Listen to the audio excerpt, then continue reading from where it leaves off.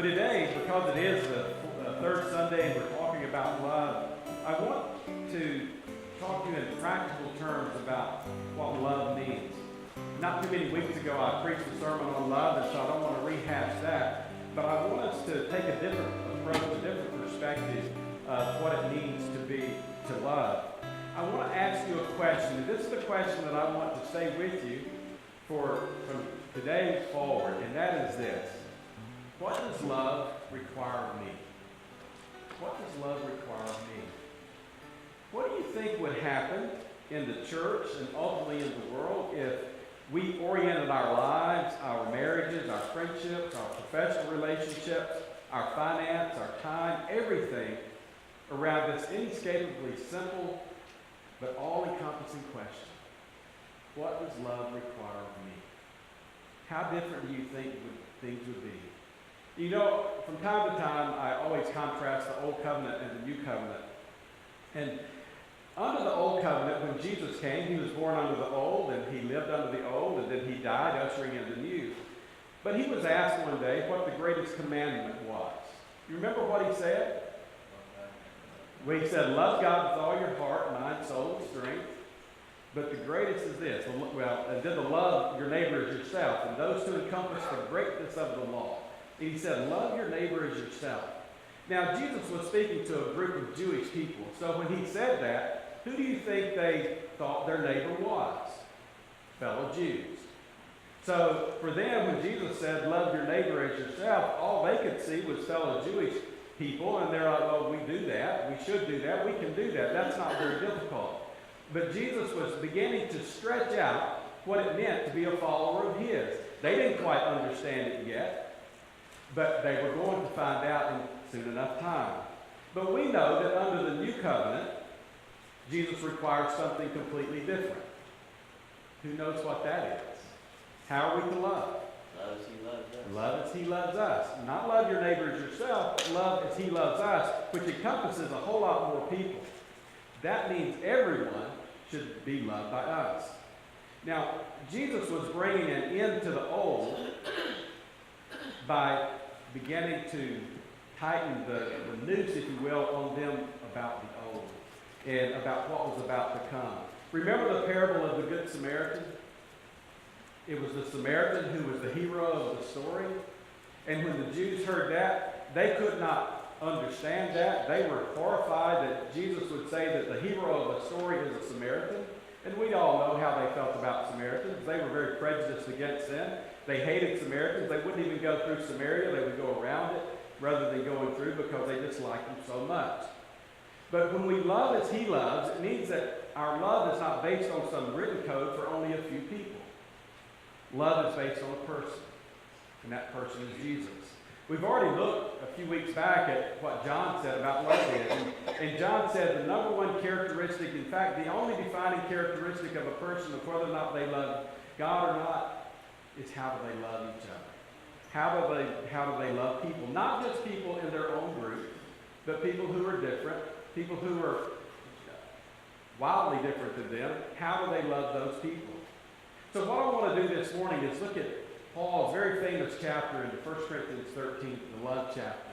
And I'm only going to really emphasize and focus my time on one thing, one particular verse, but I want us to get oriented to it. And before I read it, I want you to know that in the context of what Paul is saying here, he's writing his letter to a church, and in chapter 12, he's been talking about how we live out our basic Christian life and using the spiritual gifts that God has given each believer. And so when he begins here by talking about prophecy and tongues and faith and all of these other things, what he's doing is he's talking about how do we live out the Christian life through the spiritual gifts that he's given us, understanding that the spiritual gifts that he gives us are for the building up of each other. It's not for our edification, it's for others. It's for building up the church, and when all work together, the church works well. But keep that in mind, because now he's going to talk about it, and then I want to really focus on one verse. He says, if I speak in the tongues of men and of angels, but have not love, I'm a noisy gong or a clanging cymbal. And if I have prophetic powers and understand all mysteries and all knowledge, and if I have all faith so as to remove mountains, but have not love, I am nothing. If I give away all I have, and if I deliver up my body to be burned, but have not love, I gain nothing. Love is patient and kind. Love does not envy or boast. It is not arrogant or rude. It does not insist on its own way. It is not irritable or resentful. It does not rejoice at wrongdoing, but rejoices with the truth. Love bears all things, believes all things, hopes all things, endures all things. Love never ends. As for prophecies, they will pass away. As for tongues, they will cease. As for knowledge, it will pass away. For we know in part, and we prophesy in part. But when the perfect comes, the partial will pass away. When I was a child, I spoke like a child. I thought like a child. I reasoned like a child. When I became a man, I gave up childish ways. For now we see in a mirror dimly, but then face to face. Now I know in part, then I shall know fully, even as I have been fully known. So now faith, hope, and love abide, these three. But the greatest of these is love. Now, Paul again is writing about how do we live out our relationships with other people. And here's the thing. Under the Old Covenant, the focus of the Jewish people, they were to please God. That was their whole focus in everything they did. Their focus was vertical. How do we make God happy? So we keep the 10 Commandments, we keep the 613 rules, we do all the feasts and the festivals, we make our sacrifices, but we still don't always ultimately know if God is pleased with us. And so they were always trying to please God, to appease God in some way so that there wouldn't be wrath coming down upon them because of what they do or what they had done. But under the New Covenant, and this is the thing that we have this blessed knowledge of because of what Jesus did and what Paul has written, is that God is always happy with us. God is not mad at us. Not because we keep rules, but because of the finished work of Jesus Christ on the cross. Remember Romans 5 when we looked at that? It says that we now have peace with God. Why do we have peace with God? Is it because of our sacrifice? No. It's because of Jesus' sacrifice. Remember, and I know you do, propitiation, right? That's our word. It means that Jesus did everything for us and removed God's wrath from us. God's wrath is never toward his people. It was toward Jesus. So under the New Covenant, our relationship with God then is lived out in relationship to other people. How do we live among fellow human beings? Our relationship with God is settled if we've trusted in him. He'll never be angry with us. We are at peace with him. He's our Father. He loves us unconditionally. He lives inside of us. All of those things are settled facts. But here's the thing. Our relationship with other people, though, well, that's another story altogether. Because they are always settled. So Paul writes about our horizontal relationships. How do we deal with each other? Because that's how we live out our basic Christian commitment. I want us to look at verse 12. Because this is, to me, is the key. He says, for now we see in a mirror dimly, but then face to face. Now I know in part, then I shall know fully, even as I have been fully known. Paul says in this verse, he says, I don't know everything. Now that's encouraging to me. It's encouraging for me because Paul spent time with Peter, James, and John. Paul had that original Damascus Road experience, if you remember about that. He was the one that God took out into the desert and taught for years before he ever came and preached and wrote letters. Paul, the one who provided over half the New Testament for us. And if Paul says that he only knows in part, then what do we know? What do we know? Not a whole lot, right? On our best day, we know in part. But the part that makes these statements so fascinating is its context. They are sandwiched between the following things. He says, love never fails. But where there are prophecies, they will cease. Where there are tongues, they will be still. Where there is knowledge, it will pass away. And now these three remain. Faith, hope, and love, but the greatest of these is love. His meaning, to me, anyway, could not be clearer. We know what we know, but we don't know everything. We see what we see, but we don't see everything. And once we've learned all that we can learn, we learn that there's still more to learn. I'm, I've been mentoring a young man who feels like God is leading him and his wife to start a church. He does youth work at his church and has tremendous ministry with people who have gone through all sorts of addictions and had a really hard life. And he has such a heart for young people. And in fact, he and his wife, when they became believers in Christ, they led 37 members of their family to Christ in the first year. They were so committed to seeing other people come to faith in Christ and to have the joy that they had and the peace that they had.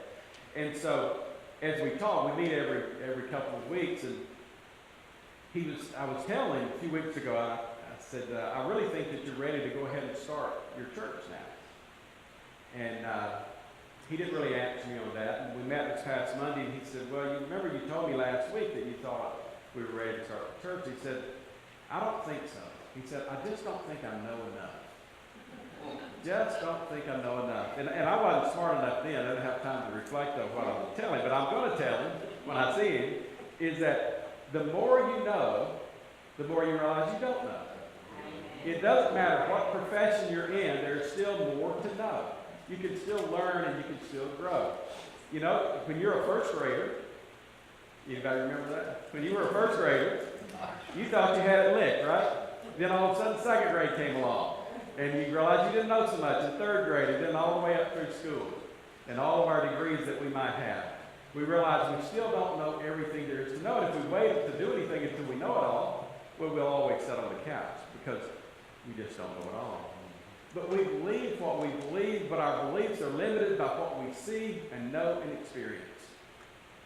Yet while our knowledge and beliefs are in flux, one thing is not. There's one thing that transcends our limited knowledge, insights, and experience, and that is love.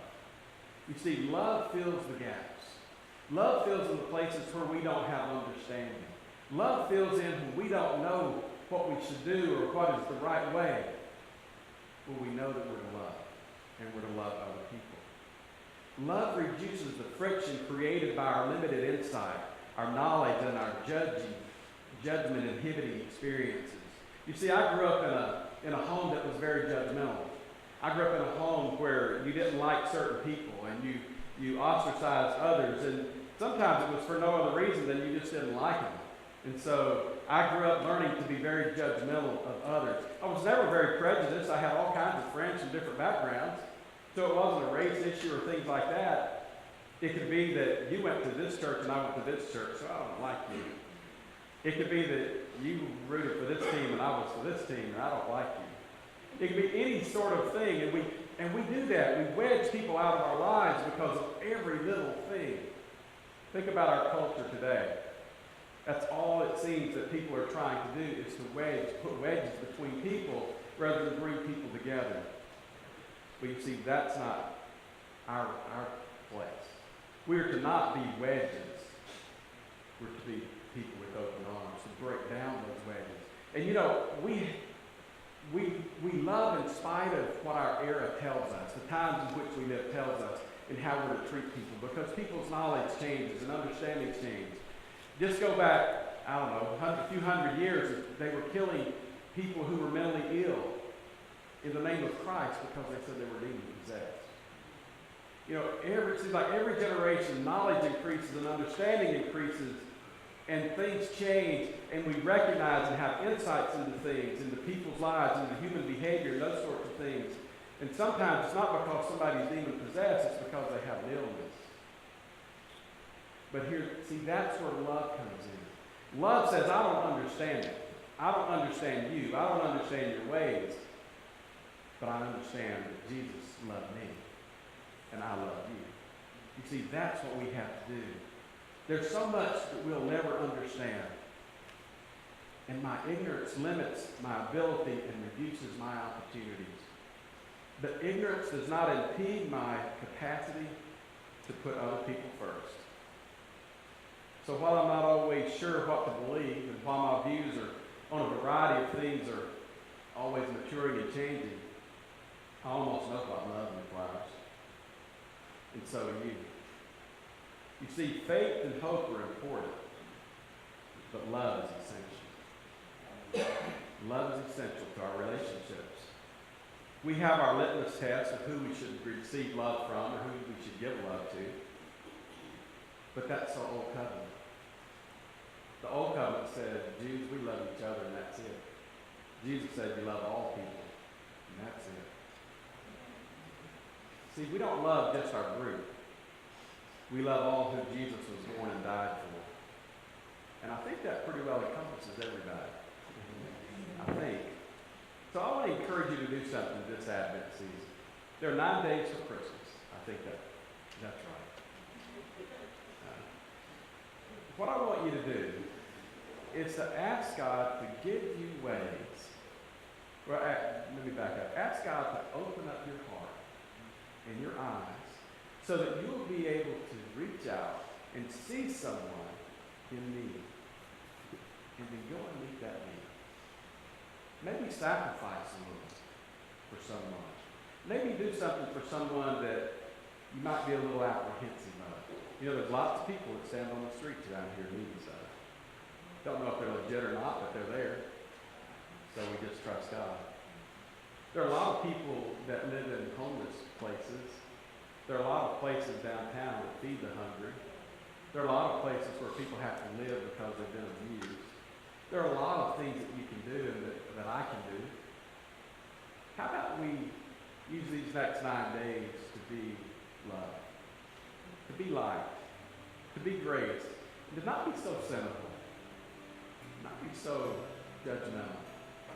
But let's open our hearts and our minds up to the possibility that if we love people as Christ loves us, this world can change. I believe it can. And I believe that Jesus' love says come. As I've said before, he doesn't put an asterisk on it. He just says come. So I invite you. If you don't know that love, come to it. Receive it. We go out and share it. Let's pray. Father, this love that you've called us to do is not just some sentiment. It's not an emotion. It really is an action. You call us to love people that we don't like. You call us to love people that are different. You call us to love people, period. In that love, you do not tell us to only love if they're part of your tribe or clan or group. You do not tell us to love only if they act a certain way or don't act a certain way. You ask us to do as you did for us, and that is love unconditionally. But we don't understand why you did it for us. Don't let us be like the man in the parable